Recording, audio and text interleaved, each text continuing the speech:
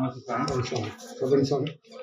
ఈ వినాయకుని కోసం చూడడానికి నేను హైదరాబాద్ నుంచి వచ్చాను. దీని ప్రత్యేకత ఏంటి స్వామి? స్వామి, నా పేరు వెంకటరెడ్డి. నేను కూడా హైదరాబాద్ నుంచి వచ్చాను. అయితే ఇక్కడ మొదట్లో నేను యూట్యూబ్ ద్వారా ఈ స్వామి గురించి తెలుసుకొని ఇక్కడ దగ్గర గ్రామంలో విలేజ్లో మ్యారేజ్ ఏంటో వచ్చి స్వామివారికి అంతా దగ్గరికి ఉండిపోయి ఒక ఈ పాంప్లెంట్ ఏంటి సార్? అపరిశుభ్రంగా ఉన్నది. అప్పుడు నాకు ఏదన్నా కూడా నేను వినాయకుడు అంటే నాకు బాగా భక్తి ఎక్కువ. ఖైరతాబాద్లో పెద్ద గణేశుని బాగా ఆరాధిస్తాను.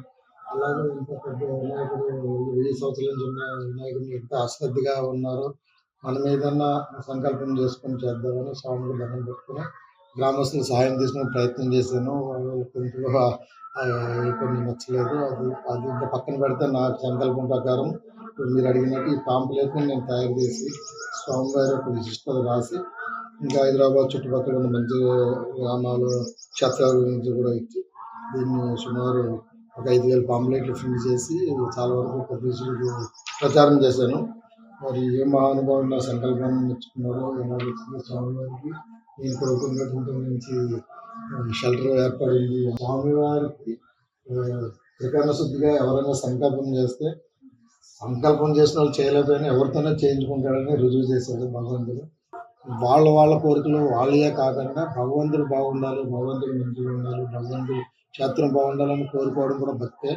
నేను వచ్చాను, నేను దండం పెట్టుకున్నాను చూసి వెళ్ళిపోకుండా ఈ క్షేత్రం తపన పడ్డాను. ఆ స్వామి నా తపనను అర్థం చేసుకొని ఆయన ఎలాగ ఎవరితో ఏం చేయించుకోవాలో ఆయన తెలుసు. నాతోని నా శక్తి కొద్దీ పాంప్లెట్ రూపంలో చేయించుకున్నాడు.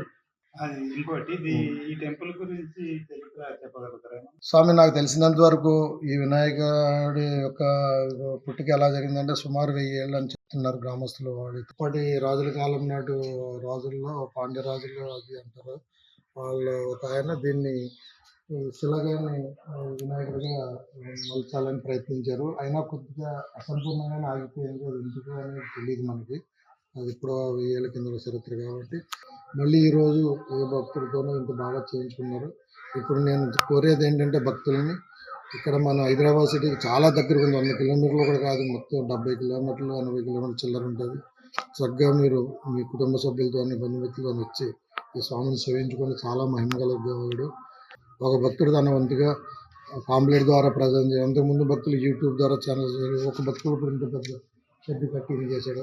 కానీ మన వంతుగా మన బంధుమిత్రులు అందరూ వస్తూ ఉంటే ఆ క్షేత్రానికి ఆయన పూజలు జరుగుతూ ఉంటే ఇంకా ఆయన శక్తి బాగా పెరుగుతుంది. అప్పుడు అందరి కోరికలు నెరవేరుతాయి.